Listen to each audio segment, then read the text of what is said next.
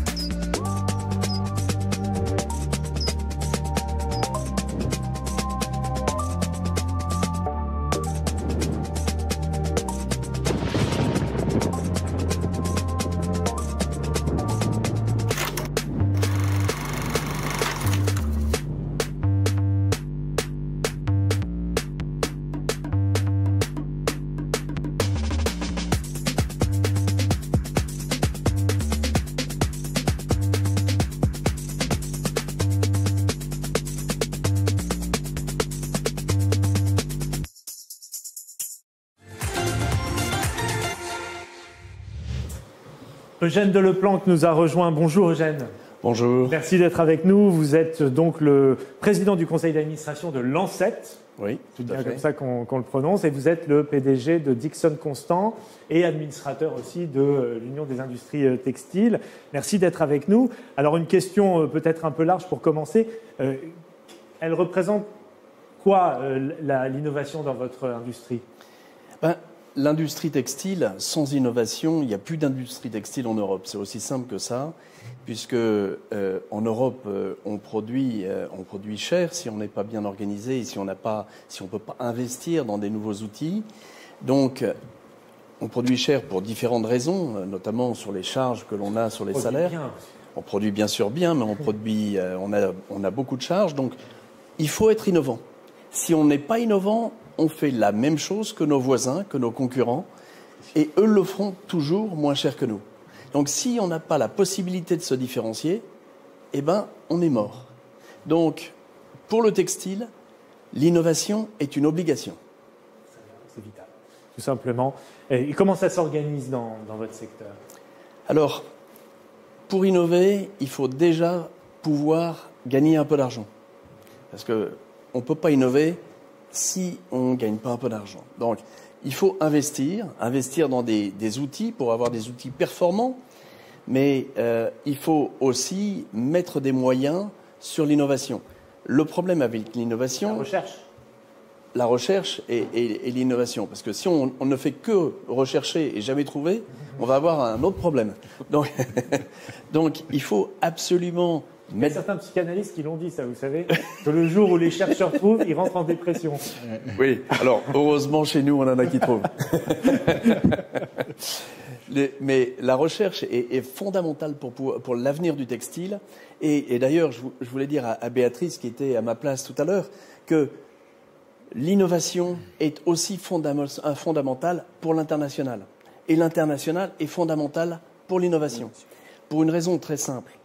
C'est-à-dire que si on n'innove pas, on n'a rien à offrir à nos concurrents étrangers ou à nos clients étrangers qui peuvent trouver chez eux du textile qui répondra à leurs besoins. Donc on a besoin d'être innovant pour être différent des autres. On a aussi besoin de l'international parce que quand on innove en France, on vend sur un tout petit marché. Pour pouvoir payer l'investissement, pour pouvoir payer la recherche, pour pouvoir payer les collections, pour pouvoir payer tous les frais marketing inhérents avec le développement, il faut des volumes. Et donc, on a besoin de l'international. Donc, l'international et l'innovation sont intimement liés. Très bien. La question piège, le financement ? Il faut déjà avoir un petit peu d'argent et après y aller progressivement. L'international permet de développer des volumes, Donc ça nous permet de gérer un peu plus de volume, un peu plus de moyens. Et après, ça nous permet d'innover pour pouvoir réexporter plus et réinnover plus. Et c'est un cercle vertueux qui permet aux industries qui ont une vision long terme d'investir sur le futur. Je crois que juste ce qui est important, c'est que souvent on se rend compte, on a l'impression que l'innovation, la recherche, c'est pour les autres ou c'est pour les plus grosses entreprises et entreprises qui ont beaucoup plus de moyens. Et je crois que le message à faire passer aussi, c'est toutes les PME qui nous écoutent et qui sont dans notre écosystème, elles peuvent innover et on a les outils, et vous allez en parler tout à l'heure, à la fois centre de recherche ou pôle de compétitivité, qui permettent ça aussi pour l'ensemble de nos adhérents, parce que l'innovation, elle n'est pas réservée à un happy few dans notre industrie. C'est important que chacun en prenne conscience. C'est la même chose pour l'international. Et à un moment, il faut oser. Et ça, c'est vraiment le message qu'on veut faire passer à nos adhérents. Très bien. Alors, notre prochain intervenant est en duplex. Benoît Bazier, est-ce que vous êtes avec nous? Je suis avec vous et très content de vous rejoindre. Je vous entends, c'est formidable. Bonjour Benoît. Ça, c'est de l'innovation. Bonjour à tous. Merci d'être avec nous. Vous êtes donc en Alsace, si mes informations sont justes. Vous êtes le président de la corderie Meyer-Sambeuf, c'est bien ça. Et vous savez ce que c'est que l'innovation parce que vous avez la formule magique pour remplacer l'acier par le textile. Voilà, alors formule magique, je ne sais peut-être pas jusque-là, mais effectivement, l'innovation, c'est au centre de nos préoccupations depuis la reprise de l'entreprise il y a 15 ans. Aujourd'hui, 98% des produits qu'on propose n'existaient pas il y a 15 ans. Hein. C'est pour vous montrer le niveau d'innovation qu'il a fallu qu'on ait. Mais effectivement, aujourd'hui, on a la chance, nous, on est des fabricants de ficelles, de cordes et de tresses. Et c'est un produit très ancien et que l'on dit généralement comme étant quasiment condamné. Hein. Enfin, on nous le disait à l'époque, comme vous le rappeliez tout à l'heure, hein, que c'était pas à nous de continuer à faire ce genre de produit. Or, aujourd'hui, on est complètement dans un produit innovant et qui répond en plus aux demandes de décarbonisation que l'on peut avoir sur l'ensemble des besoins de nos clients. Parce que notre concurrent, c'est le câble acier.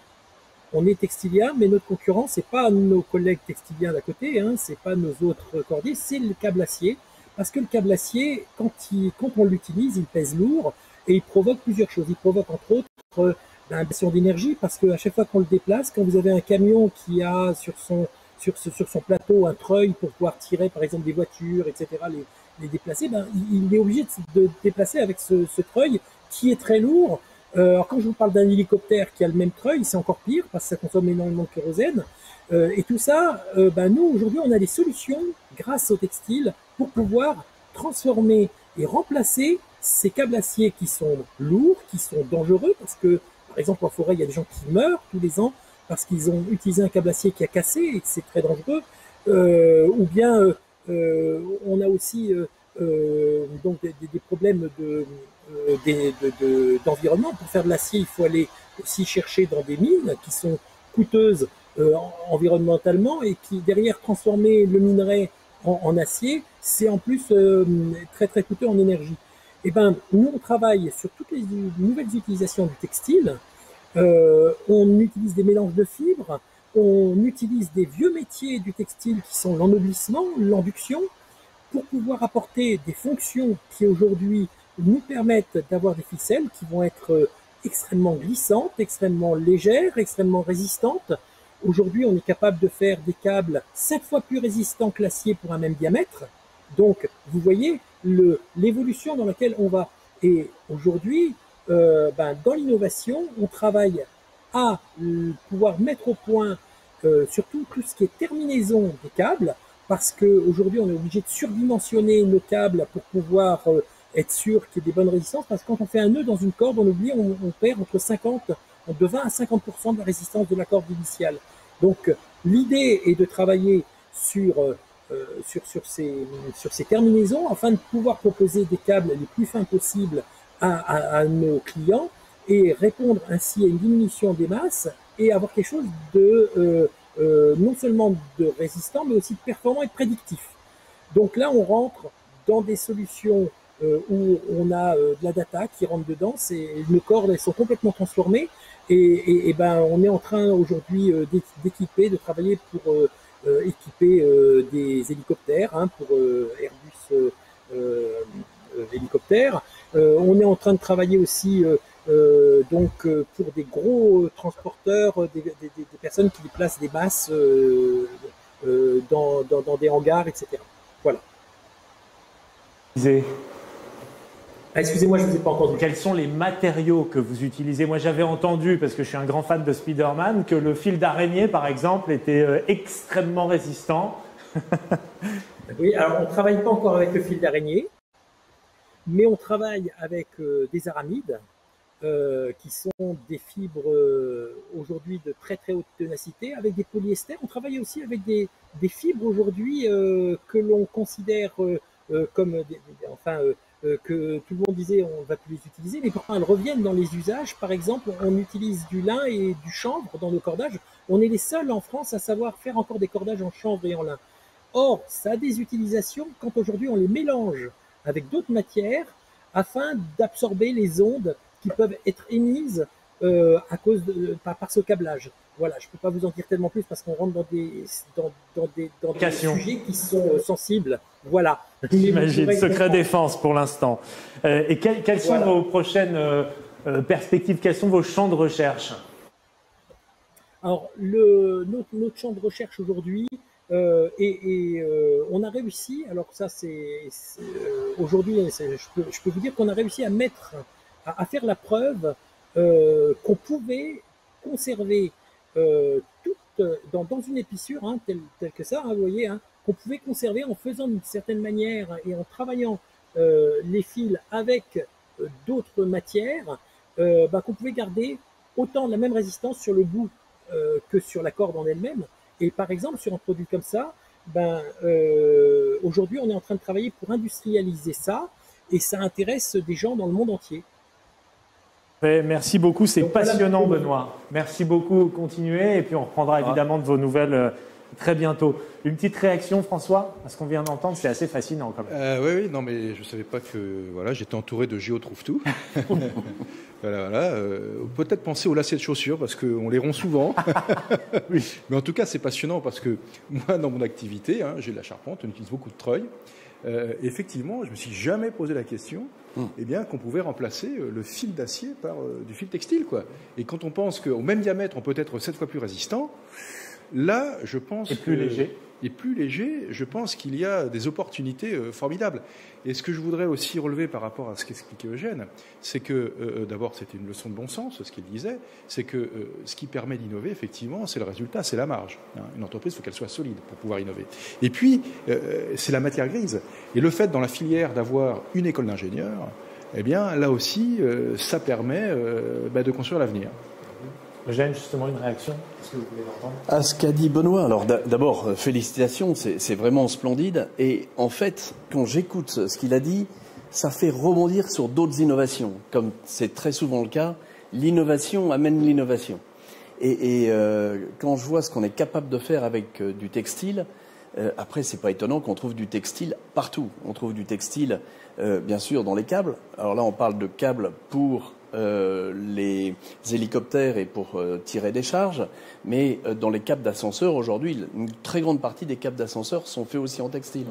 On trouve du textile dans le béton, parce que pour renforcer le béton, on met du textile. On met du textile un peu partout. Alors chaque fois qu'on parle de textile, on parle très souvent d'habillement. Mais aujourd'hui, en France, 50% du textile qui est fabriqué, même un peu plus que 50% aujourd'hui, c'est du textile technique. Donc, ce que Benoît vient de nous montrer fait partie de ça. Donc, je voulais rebondir sur ce qu'on vient de dire, sur la chance que l'on a en France d'avoir une école d'ingénieurs textiles comme l'ANSET. C'est absolument incroyable.